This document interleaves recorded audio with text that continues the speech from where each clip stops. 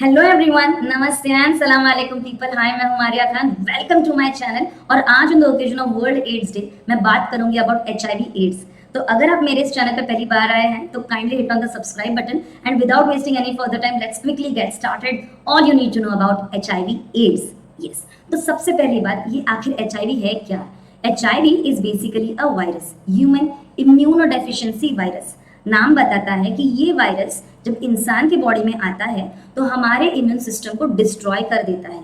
इस वजह से हमारा जो बीमारियों से फाइट करने का एबिलिटी है वो खत्म होते जाता है, और इसी वजह से हमें हर एक इन्फेक्शन जो है वो जकड़ लेता है। और जब ये बीमारी धीरे धीरे धीरे प्रोग्रेस कर लेती है तो इसका जो फाइनल स्टेज है उसे हम कहते हैं एड्स, एक्वायर्ड इम्यूनोडेफिशिएंसी सिंड्रोम। तो कई सारे लोग सोचते हैं कि एचआईवी और एड्स दोनों सेम है, तो दोनों सेम नहीं है। एचआईवी वायरस का नाम है, इसका जो इन्फेक्शन एक बार सेट होता है तो इसका जो फाइनल स्टेज है उसे हम कहते हैं एड्स। तो ये बीमारी हमारी गलतियों की वजह से या फिर हमारी वजह से हम तक आ पहुंचती है, हमारे इम्यून सिस्टम को डिस्ट्रॉय कर देती है। और इस बीमारी में ना कई सारे अलग अलग सिम्टम्स एसोसिएटेड है, और जब मल्टीपल सिम्टम्स एक साथ दिख के आते हैं तो उस कंडीशन को हम कहते हैं सिंड्रोम। और इसीलिए इस बीमारी का नाम है एक्वायर्ड इम्यूनोडेफिशिएंसी सिंड्रोम, कि हमारी मर्जी से बीमारी हम तक आई है और हमारे इम्यून सिस्टम को डिस्ट्रॉय करके अलग अलग सिम्टम्स एक साथ दिखा रही है। अब ये आखिर एचआईवी वायरस इंसानों में आया कहां से? तो ये बीमारी ना एक जोनोटिक डिसीज है। जोनोटिक मतलब एनिमल से ह्यूमंस में स्विच की हुई बीमारी। तो इन द 19th सेंचुरी, ठीक है, late in the 19th century, chimpanzees को ना इंसान हंट करके खाते थे इन सेंट्रल अफ्रीका। तो जो इन्फेक्टेड चिंपैंजीज थे उनके ब्लड के कांटेक्ट में आने से ये अज्यूम किया जाता है कि इस वायरस ने चिंपैंजीज से ह्यूमंस में जंप कर दिया। तो जब ये इंसानों में आ गया तो अब हमें धीरे धीरे उसके बारे में जो है वो जानकारी मिलती चली गई। तो ये बीमारी ज़्यादा पुरानी नहीं है, ये तो 19th सेंचुरी से बीमारी आई है। तो अब अगली बात आती है कि क्या ये बीमारी क्योर हो सकती है? So the answer is no. ये बीमारी क्योर तो नहीं हो सकती, लेकिन इसके लिए जो मेडिकेशंस अवेलेबल है ना, उसको अगर ढंग से कंज्यूम किया जाए, मतलब अगर एक इफेक्टिव एचआईवी ट्रीटमेंट ली जाए तो इस बीमारी के सिम्टम्स को हम काफ़ी हद तक कंट्रोल कर सकते हैं। अगर एक इंसान एचआईवी पॉजिटिव भी है तो अपनी पूरी ज़िंदगी जो है वो हेल्दी जी सकता है, हैप्पीली गुजार सकता है, अपने पार्टनर के साथ में एक खुशहाल ज़िंदगी बिता सकता है। तो अब आप मुझे पूछोगे कि ये बीमारी अगर हुई है तो इसके एग्जैक्टली कौन से सिम्टम्स हैं?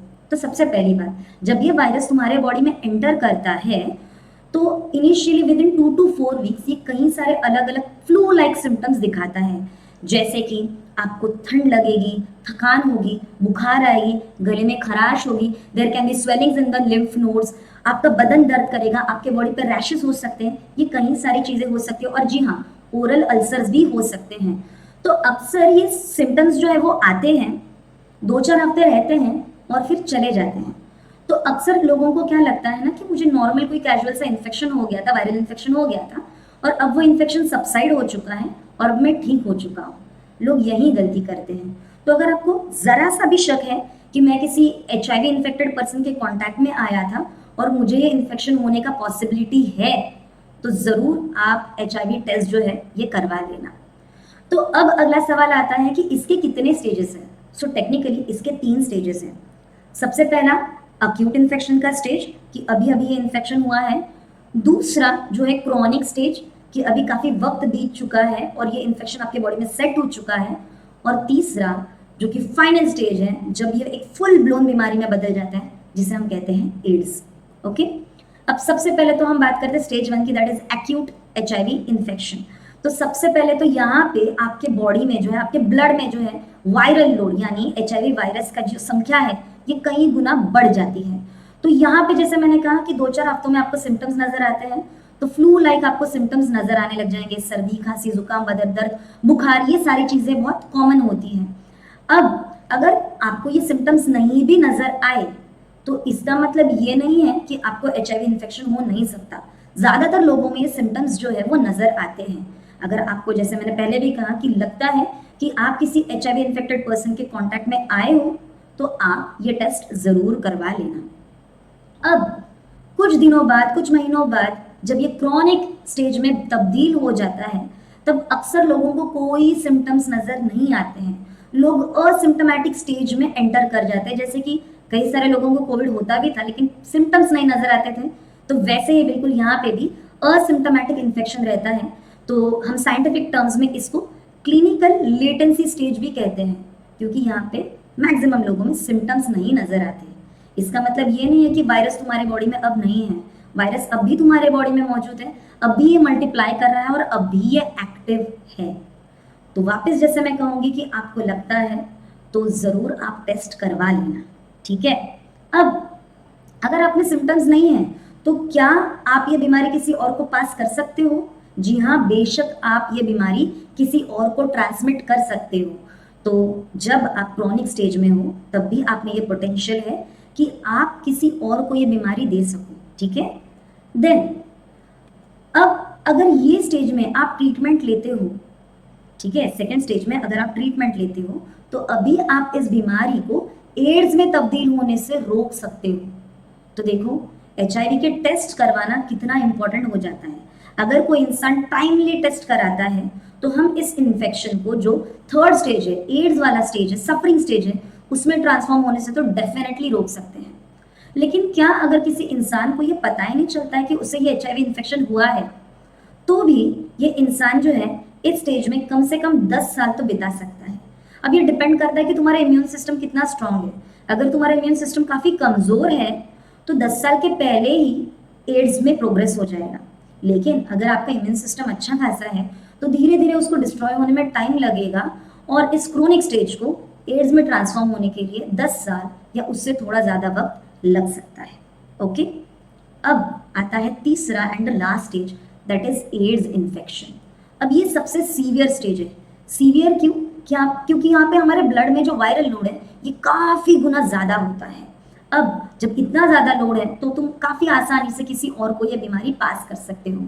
यहाँ पे तुम्हारा इम्यून सिस्टम इस हद तक कमजोर हो चुका है कि हर सेकेंडरी इन्फेक्शन आपको जकड़ सकता है।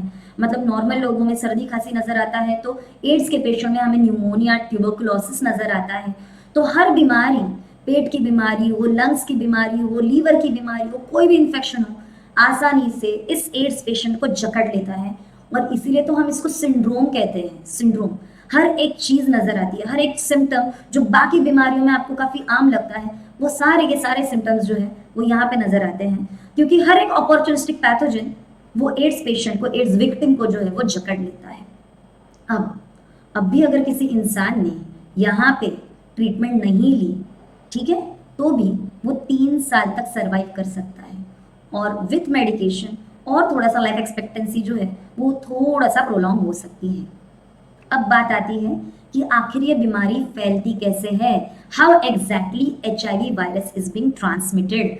तो कई सारे मेथड्स है जिससे ये ट्रांसमिट होती है, लेकिन उसमें से सबसे पहला है थ्रू अनसेफ सेक्सुअल कॉन्टैक्ट। अब जब मैं कहती हूँ unsafe sexual contact, that is without the usage of a condom. Condoms के इस्तेमाल के बिना ये बीमारी बहुत आसानी से फैलती है, चाहे वो ओरल सेक्स हो, एनल सेक्स हो या फिर वजाइनल सेक्स हो। कोई भी सेक्स से ये जो वायरस है ये आसानी से फैल सकता है, ठीक है। तो इट इज ऑलवेज रिकमेंडेड, आप टेलीविजन पे भी एडवर्टाइजमेंट देखोगे कि कॉन्डम्स का यूसेज को कितना ज्यादा प्रमोट किया जाता है। ऑब्वियसली क्योंकि ये ना ही सिर्फ अनवांटेड प्रेगनेंसीज को दूर रखता है, लेकिन साथ ही साथ sexually transmitted diseases including AIDS को दूर रखता है।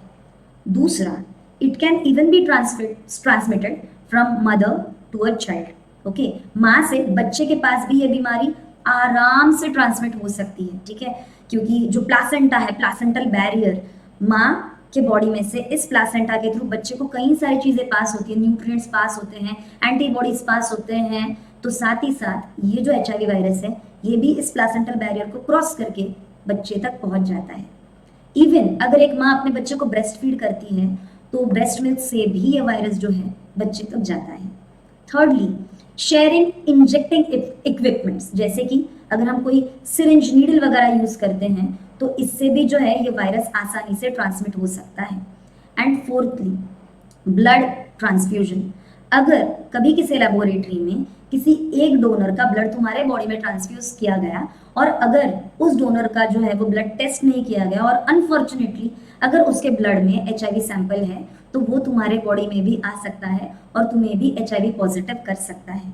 तो ये 4 तरीके हैं, एक अनसेफ सेक्सुअल कॉन्टैक्ट, दूसरा from mother to the foetus that is unborn child, या फिर mother to the baby via breast milk, तीसरा यूजिंग और sharing syringes, okay, and fourthly by blood transfusion, कभी कभार ऑर्गन ट्रांसप्लांटेशन, इन्फेक्टेड पर्सन का जो organ है वो भी ट्रांसप्लांट किया तो भी हो सकता है। अब सवाल आता है कि आखिर बॉडी के कौन से फ्लूइड्स में ये HIV वायरस प्रेजेंट है। तो सबसे पहला कि खून में, ब्लड में तो ये प्रेजेंट है। दूसरा मेल्स के सीमेन सैंपल में, स्पर्म्स के साथ साथ सीमेन में जो है ये HIV वायरस भी पाया जाता है। तीसरा ड्यूरिंग सेक्सुअल इंटरकोर्स, सीमेन के पहले जो फ्लूइड निकलता है which is called as the pre seminal fluid, also called as precum, इसमें भी HIV वायरस होता है। फोर्थली रेक्टल फ्लूइड्स, तुम्हारे जो रेक्टम रीजन है वहां से निकलने वाले फ्लूइड्स, या फिर फीमेल्स में जो वजाइनल फ्लूइड्स है, बेसिकली जो तुम्हारे जेनिटल्स है वहां से निकलने वाले फ्लूइड्स में ये HIV वायरस होता है। And last but not the least breast milk, इसमें भी HIV वायरस होता है। अब इन सारे बॉडी फ्लूइड्स में ये पोटेंशियल है कि अगर आप इन इन्फेक्टेड फ्लूइड्स के कांटेक्ट में आते हो, मतलब इन्फेक्टेड पर्सन के इन बॉडी फ्लूइड्स के कांटेक्ट में आते हो, तो ये वायरस तुम्हारे बॉडी में आ सकता है। अब चलिए जानते हैं कि किस तरीकों से या फिर किन मेथड से ये वायरस ट्रांसमिट होता नहीं है। तो सबसे पहले तो ये नहीं फैलता by casual physical contact, hi hello how are you, hugging, kissing, इस सब से ये वायरस नहीं फैलता। दूसरा मच्छर के काटने से, कीड़े के काटने से, कोई दूसरे इंसेक्ट बाइट से ये नहीं फैलता। घर शेयर करने से, यूटेंसिल शेयर करने से, टॉयलेट सीट शेयर करने से ये बीमारी नहीं फैलती। ठीक है, तो जानने की कोशिश कीजिए, समझने की कोशिश कीजिए कि कौन से बॉडी फ्लूइड्स में प्रेजेंट है और कहाँ से ये ट्रांसमिट हो सकता है। तो आप कहोगे कि what about the other body fluids, तो जैसे कि मैं बात करती हूँ स्वेट की, टीयर्स की, वॉमिट की, फीसिस की या फिर यूरिन की, ये जो वायरस है यहाँ पे होता तो है लेकिन इन फ्लूइड्स में ये इतना कम होता है कि वो हमें इन्फेक्ट करने का पोटेंशियल रखता नहीं है। तो अगर आप इन फ्लूइड्स के कांटेक्ट में आते भी हो तो वो आपको इन्फेक्ट नहीं कर सकता है।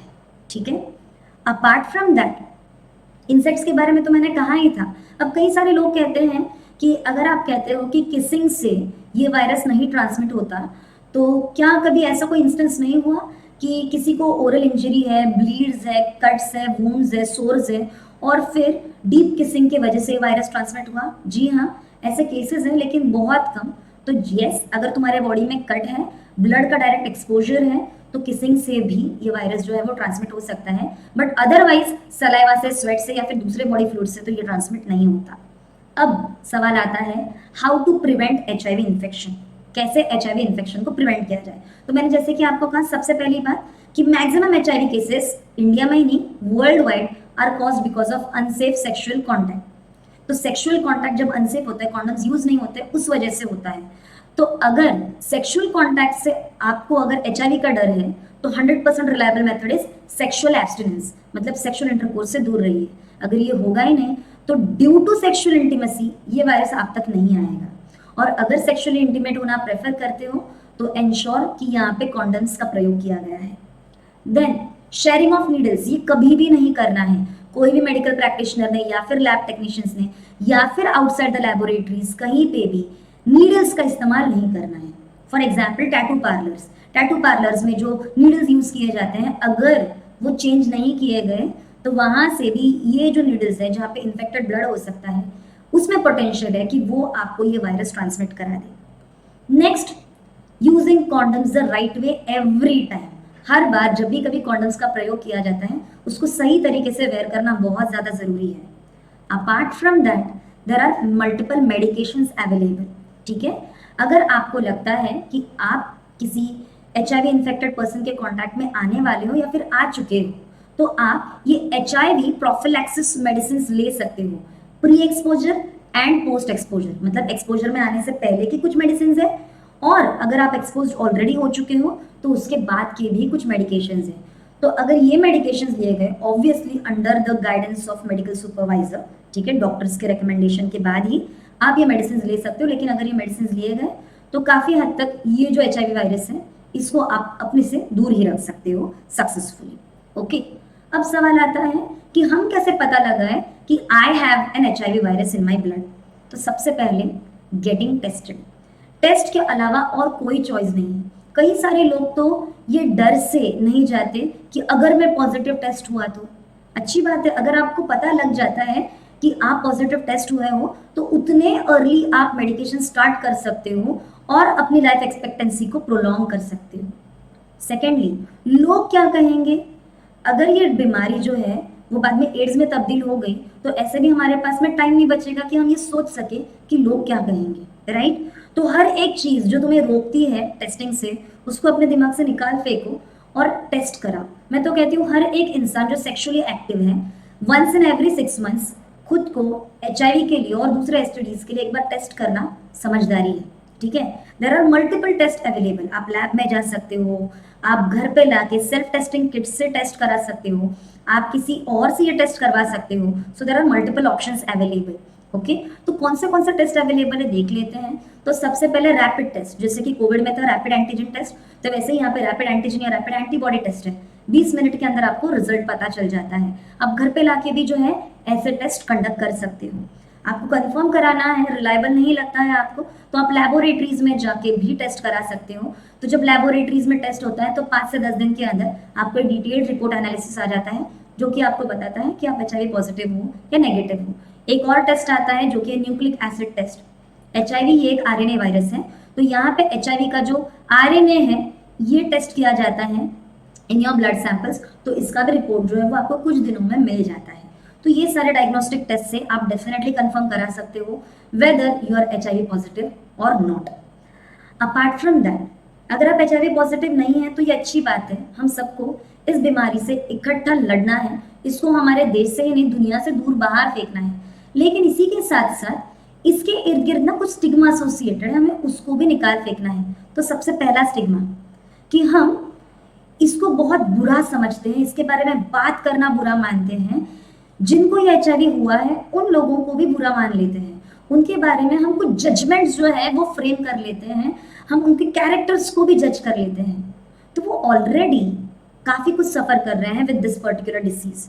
एक ऐसी बीमारी जो कभी क्योर नहीं हो सकती, वो ऑलरेडी सफर कर रहे हैं। तो हमने अपने बिहेवियर से उनकी मिजरी और ऐड नहीं करनी चाहिए। तो चाहे वो घर हो, सोसाइटी हो या वर्क प्लेस हो, हमने हमेशा इस स्टिग्मा को फाइट करने के लिए एक पॉजिटिव बिहेवियर दिखाना चाहिए। तो हम एग्जैक्टली क्या कर सकते हैं? सबसे पहले HIV के बारे में बात करना सीखो। लोगों को ये ना लगे कि उनके साथ में बहुत बुरा हुआ है, ऑलरेडी वो इस बीमारी से तो फाइट कर रहे हैं, लेकिन समाज से फाइट करने के लिए उनको मजबूर ना करो, उन्हें जज ना करो, ठीक है? अपार्ट फ्रॉम दैट, ये उनकी मेंटल हेल्थ को काफी हद तक इम्पैक्ट करता है। वो अपने आप को बुरा समझते हैं, उनका सेल्फ एस्टीम लो हो जाता है, खुद को आइसोलेट कर लेते हैं, दोस्ती तोड़ देते हैं, सोशलाइज होना बंद कर देते हैं। तो हमें ये कोई हक नहीं बनता कि हम किसी भी इंसान को, चाहे वो हेल्दी हो या HIV इन्फेक्टेड हो, हम उसे इतना बुरा फील कराएं कि वो खुद की हकीकत लोगों से छुपाने लगे कि हाँ भाई उसको HIV हुआ है, ये वो लोगों से छुपाए। सर्दी हुई है, खांसी हुई है, ये तो हम लोगों से नहीं छुपाते, लेकिन HIV हुआ है ये लोग छुपाते हैं। इसको लोग डिस्कस नहीं करते क्योंकि इसके साथ सोशल स्टिग्मा एसोसिएटेड है। तो चलिए हम सब मिलते हैं, लोगों को इस शर्मिंदगी से दूर करते हैं, लोगों को इस डर से बाहर निकालते हैं, लोगों को एक कॉन्फिडेंट लाइफ जीने में हेल्प करते हैं by eradicating the stigma around HIV। तो पहले खुल के बात करो, लोगों को अवेयर कराओ, इसके बारे में जितनी जानकारी हो सके उतनी फैलाओ, चाहे वो कोई भी प्लेटफॉर्म हो। इसके बारे में बात करना is always a good choice. आप हमेशा एक अच्छा बिहेवियर डिस्प्ले करो, है ना? तो जब हम कहते हैं कि लोगों ने ये करना चाहिए, चैरिटी बिगिंस एट होम, खुद अपना बिहेवियर बदलो तो दुनिया धीरे धीरे बदलेगी। गांधी जी कह गए हैं ना कि be the change you want to see in the world. तो चलो शुरुआत हमसे करते हैं, हम खुद अपना बिहेवियर बदलते हैं, धीरे धीरे जो है हमारे समाज में भी चेंजेस आने लग जाएंगे। अब बात आती है हमारे अपने देश की कि हमारे कंट्री में HIV का स्टेटस क्या है, क्या ये बढ़ रहा है या ये घट रहा है? अच्छी बात ये है कि HIV के केसेस इंडिया में काफी हद तक, मतलब 46% तक घट चुके हैं एज कम्पेयर टू 2010। मतलब आज अगर मैं 2022 की बात करूं तो मैं आज के डेट में 2021 का डेटा के हिसाब से बताती हूँ कि 46% केसेस जो है वो ऑलरेडी डिक्लाइन हो चुके हैं। लेकिन फिर भी जो नंबर है, करंट नंबर, वो काफी ज्यादा हाई है। अभी भी 24.1 lakh people are suffering with HIV, people are living with HIV। 51,000 तो इसमें से बच्चे हैं। अगर मैं पिछले साल की ही बात करूं तो लगभग 40,000 या फिर उससे भी ज़्यादा लोग जो हैं वो HIV से मर चुके हैं। तो क्या हम अपने देश की जनता, अपने देश की युवा को ऐसे इस वायरस के चपेट में आके मरने देना चाहते हैं? बिल्कुल नहीं। तो इस बीमारी से लड़ने के लिए हमें अवेयरनेस फैलाना होगा, हमें टेस्टिंग को बढ़ाना होगा, हमें इस स्टिग्मा को हटाना होगा।